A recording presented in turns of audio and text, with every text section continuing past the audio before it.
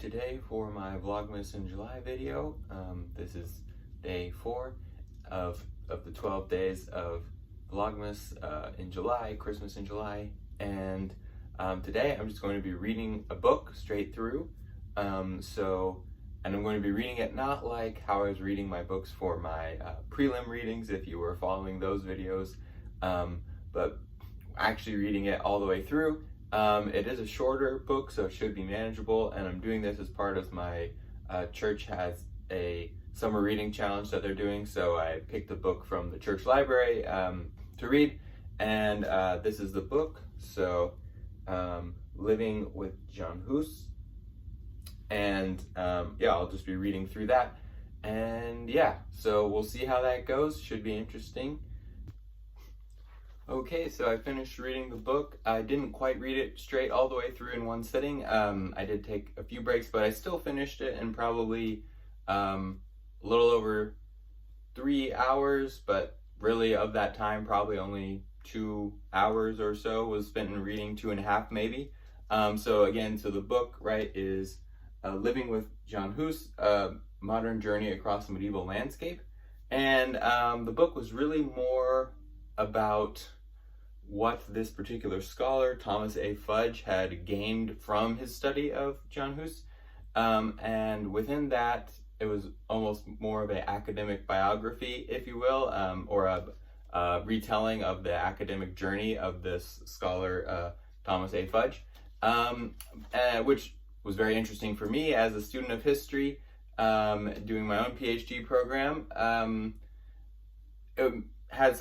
It did of course have a lot of information about Jan Hus, or John Hus as he's usually called in English, and there were a few interesting arguments, takeaways. So he argues that legally speaking and according to the times, Jan Hus was a heretic in the medieval times, which yeah, sure, makes sense. I mean, that's why they ended up burning him at the stake. I don't know that there was too much a question that. I guess the question comes in as to whether or not that still makes him a heretic today, I suppose. And I did like the book a lot, or I like the perspectives to some degree, where it gives good insights into how there's kind of an overemphasis on like working with what people have already said when doing a scholarly subject, or not going beyond certain bounds.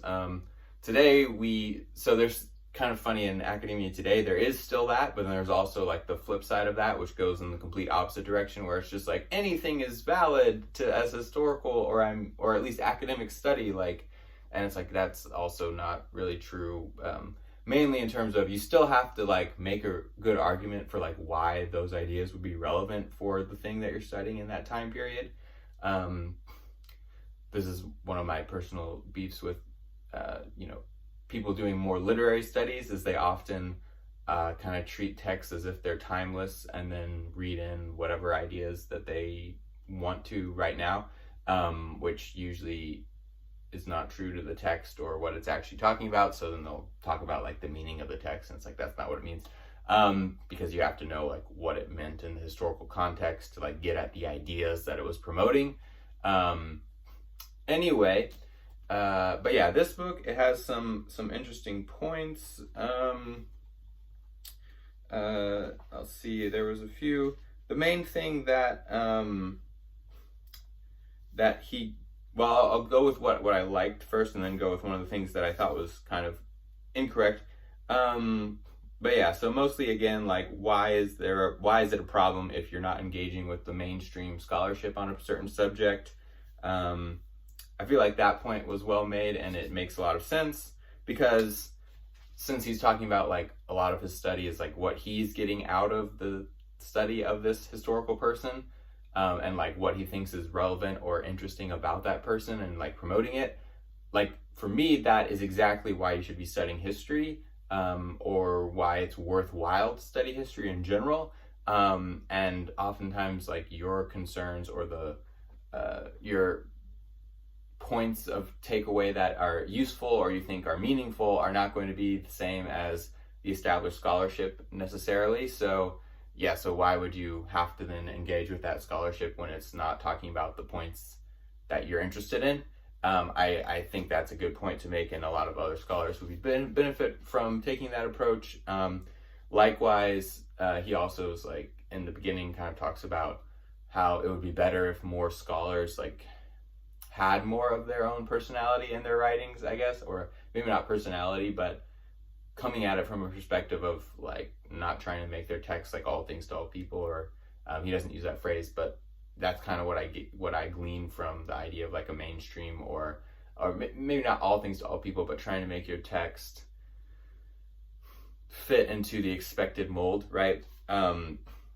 And that shifts, you know, with academia, different expectations come up at different times, and that causes other problems. But the one thing that he kind of gets wrong is he discusses heretics, because of course John Hus was burned at the stake as a heretic. And he just kind of, I can't find the exact quote, but he basically just defines a heretic as someone who like questions authority, or, you know, in the pursuit of truth, which is not what a heretic is. And he does very well.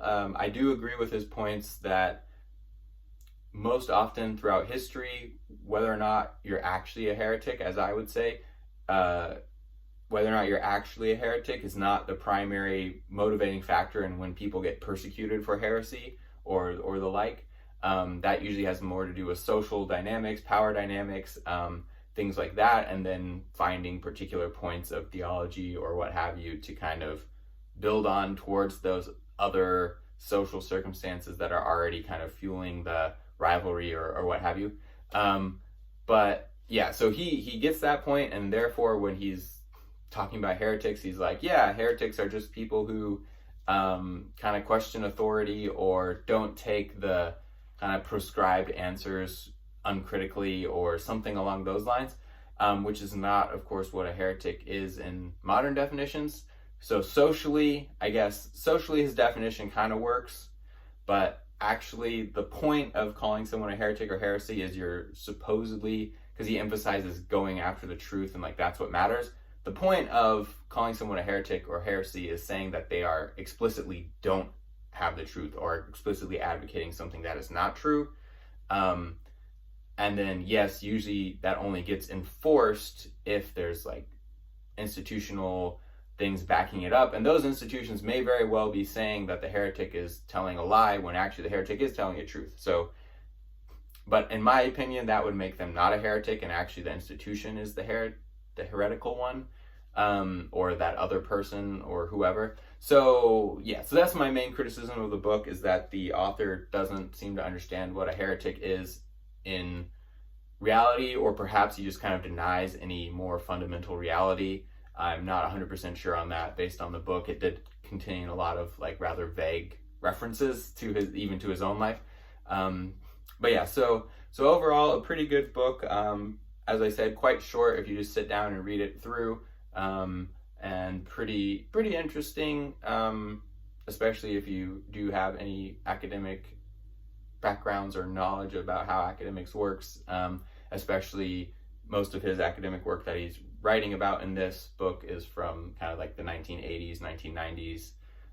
That's when a lot of his scholarship was being done, and then also in the early 2000s too. But yeah, so overall, I guess if I had to rate it out of 5 stars, I would give it probably like a 3.5, which is a pretty good rating for me, because like 5 stars is like books that are, I probably wouldn't give any academic book a 5-star rating. I'll just say it that way, because there's always like points you can criticize, or things that need to be adjusted, or that I would say are not quite giving the right picture. So yeah, so for a more kind of academic biographical mashup book, that's a pretty high rating. I would say a 3.5, or at least a standard, slightly above average rating. Maybe I would give it a 4 if pressed, in comparison to like some other books. So yeah, so that concludes my July, Christmas in July, day 4. And I'll just, again, show you the cover of the book so that if anyone is interested in reading it or has access to it, you can pick it up and check it out. Thanks for watching.